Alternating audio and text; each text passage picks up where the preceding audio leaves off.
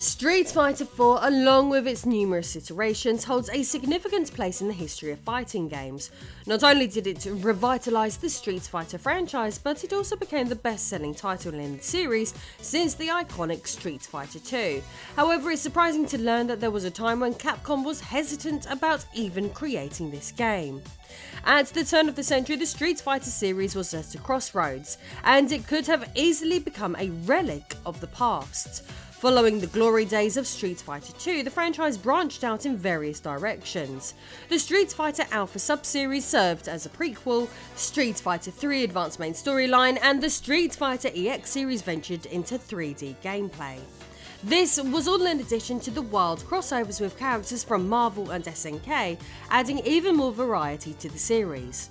The diverging paths taken by the Street Fighter franchise left fans and players uncertain about Capcom's direction. With various spin-offs and crossovers, the future of the main chronologically numbered Street Fighter games was unclear. However, before Street Fighter 4 and its subsequent editions introduced Jury to global acclaim, a completely different game was being developed. With all of this in mind, I am Lady Decade, and this is the incredible story of the lost Street Fighter 4 flashback.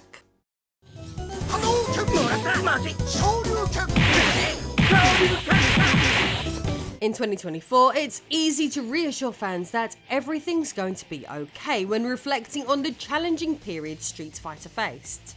After the commercial struggles of Street Fighter 3 and the multiple directions Capcom could have pursued, it seemed possible that the franchise might fade away, as none of the options appeared to be the clear successor to the iconic Street Fighter 2, the epic game that changed the face of gaming forever.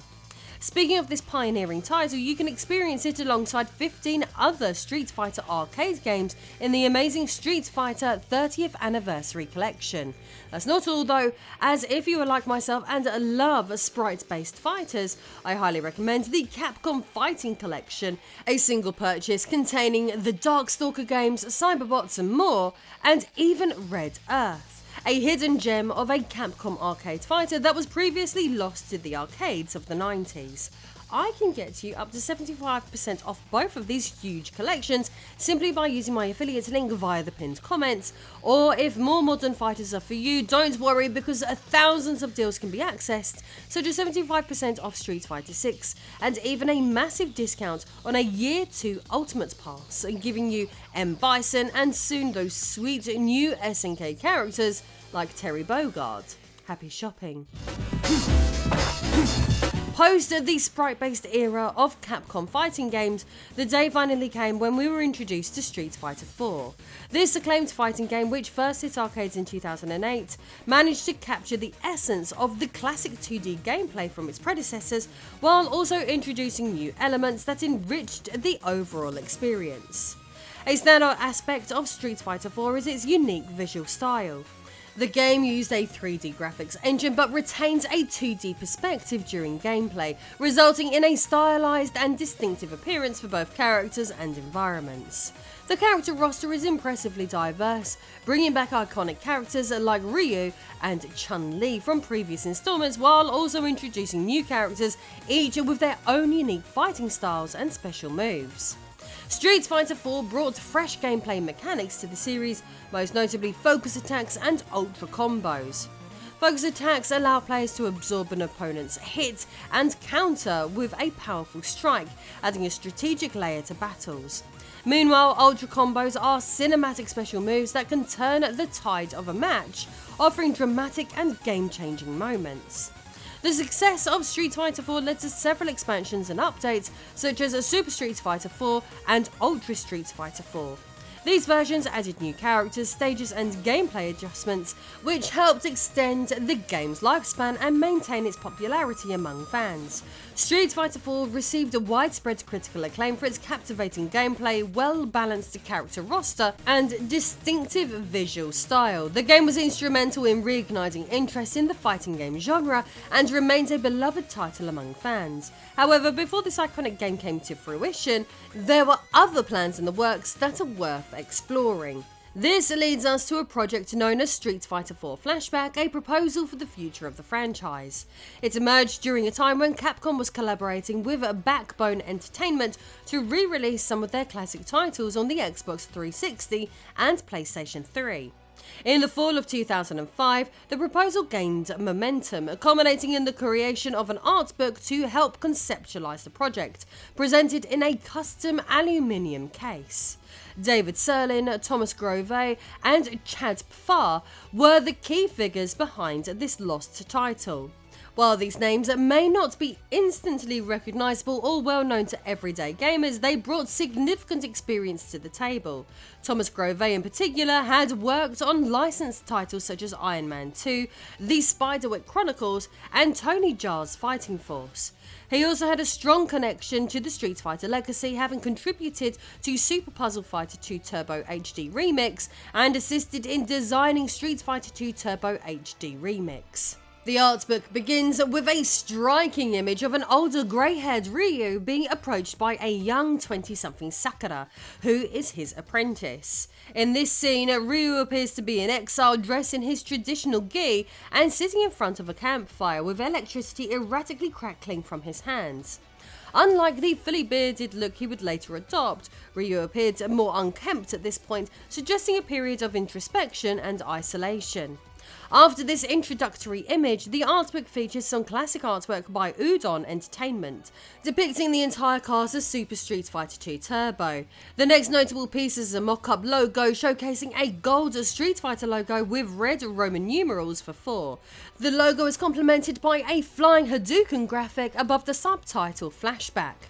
The remainder of the artbook delves into the evolving character designs for Ryu and Chun-Li, including a look at evil Ryu. To explore this new direction, a physical 3D model was developed with the intention of scanning it into the game as a playable character. The 3D models also experimented with cell shading and brush stroke effects, a feature that would later become a standout aspect of the commercially released Street Fighter IV. In January 2006, a concept document was prepared with Serlin and Grove taking the lead. The first page specifies that the game was intended to be developed for the PlayStation 3 and Xbox 360. This indicates an early decision by Capcom to potentially bypass an arcade launch, focusing instead on home console releases. This approach aligns with some of the innovative concepts proposed in the document. Over nearly 20 pages, Serlin and Grove present their vision for the game, outlining: even after 15 years, Street Fighter's 2D gameplay holds up well, and we want to preserve and enhance the classic gameplay while giving it a new twist. The game must make the difficult leap from 2D to 3D, and it must be designed with an eye towards online play and console controllers rather than the arcade environment and joysticks. Like StarCraft was for real-time strategy games and Halo was for first-person shooters, Street Fighter IV will deliver a total package beyond its base gameplay. Fighting games are a mature genre with well-defined player preferences, so the way to capitalise on that is to deliver familiar gameplay with refinements and a few twists, and supplement that with whatever modes and features the genre has been lacking. Street Fighter IV will be the complete package. We offer an interesting story that actually has something to say. Ryu's development as a warrior mirrors the player's development. The life lessons of winning and losing are difficult but definitely interesting. Our World Tour mode features many activities and learning tools designed to teach the player nuances of the game that other fighting games don't bother with. Our online support will go far beyond Dead or Alive Ultimate to include online tournaments with entry fees and prizes, massive spectator viewing, and the ability to save and trade replays of matches.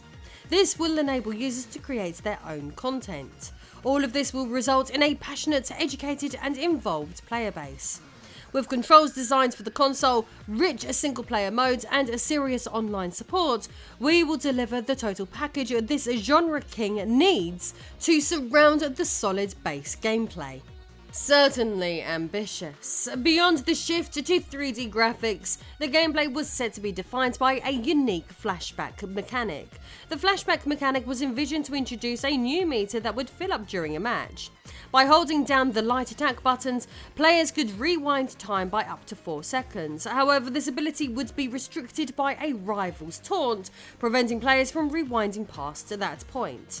If this mechanic had been implemented, it would have given players a compelling reason to use taunts strategically, beyond the usual antics of characters like Dan Hibiki or the playful jabs of Chun-Li and Dudley. For instance, after landing an impressive combo, a player could finish with a taunt, not only adding insult to injury but also blocking their opponent's chance to rewind and defend. This bar was also designed to enable players to speed up or slow down gameplay, a feature that Turbo Mode had previously introduced as a simple menu option, but never during the middle of a match. While gameplay mechanics are crucial, the story and its characters are equally vital to the Street Fighter brand. It's challenging to engage players if they don't feel a connection to the characters. The document acknowledges this, acknowledging that players never really felt connected with Street Fighter 3's 12 and Q, for instance. The proposed story mode would have started with the older Ryu as previously discussed. Set after his brutal victory over Gil in Street Fighter 3, Ryu retreats from the world fearing his own power. When confronted by Sakura, Ryu begins to share his story and journey. This serves to inspire Sakura on her own path and also fulfills Ryu's need to recount his tale, possibly for the last time. The game would then flash back to pivotal moments in Ryu's life, allowing players to relive iconic battles against foes like Sagat, M. Bison, and his first encounter with Ken, among others. The narrative would eventually return to the present, where Ryu reveals to Sakura that he must face one final battle, against Akuma hidden in a cave, potentially marking the last fight of his life. The story mode was envisioned with a free-roaming map that connects the various battles alongside interactive cutscenes, training sessions with the spirit of Ryu's deceased mentor Goken, battles against multiple opponents, and even the return of classic minigames like beating up a car. The document also outlined the game's controls. Similar to how Street Fighter 6 later introduced the modern control scheme, Flashback aimed to introduce the new Millennium control scheme, which would simplify special attacks to a single directional input plus a button press. For instance, executing a fireball would require only a forward input plus punch. This adjustment would make charge characters quicker to execute moves, but slower to recharge. The combat system would incorporate elements from previous games, including throws, counter hits, air juggles, stackers, wall bounces, floor bounces, a super meter, and super moves, which would be limited to 2 levels.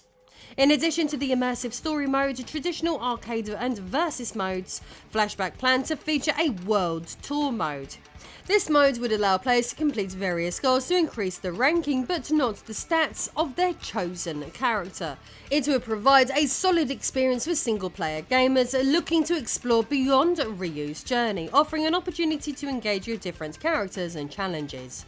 Since the game would revolve around the concept of a flashback, the pitch proposed included emulated versions of all 12 canonical Street Fighter games, from the original Street Fighter to Street Fighter 3 Third Strike. This collection would be similar to the lineup Capcom would later release as a standalone title. Recognising that Super Street Fighter 2 Turbo remains a staple in competitive play, they also suggested including a bonus game, a 3D modelled version of Super Street Fighter 2 Turbo. This version would use the main title's characters and aesthetics while retaining the original code and hitbox designs from the arcade classic, providing both a nostalgic and updated experience. In essence, a Flashback would have offered both a brand new adventure and a fresh take on an iconic one. Alongside the 12 classic games, it would have truly been a love letter to the franchise, celebrating its rich history while introducing innovative new elements. So, as we reflect on this intriguing lost entry in the franchise, I pose a question to you. Would you have preferred to see Flashback become a reality instead of the Street Fighter 4 we ultimately got?